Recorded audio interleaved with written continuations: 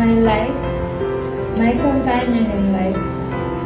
You make me smile, you make me feel, you make me whole. Thank you for blessing me with so much wisdom from God. Kindly answer after me. As your hearts are joined together in love, will you please join your right hand?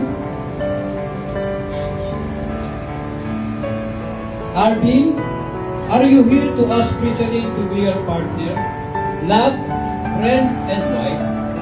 Do you intend then to give her your deepest friendship and love, not only when you feel bright and alive, but also when you feel down?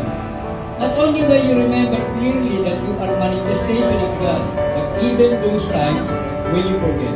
And do you announce before God and those here present that you will always seek to see the light of divinity with Chrysaline and seek always to share the light of divinity within you?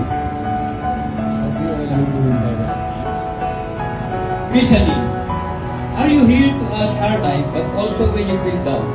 Not only when you remember clearly that you are manifestation of God, but even in those times when you forget. And do you announce before God and those here present that you will always seek to see the light of divinity within Arvin and seek always to share the light of divinity within you? I do.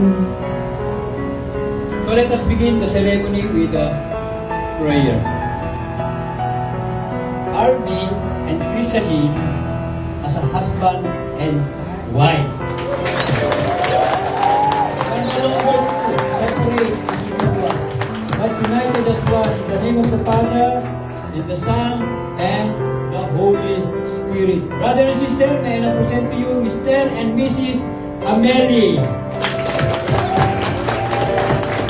Arvin, you may now kiss your bride.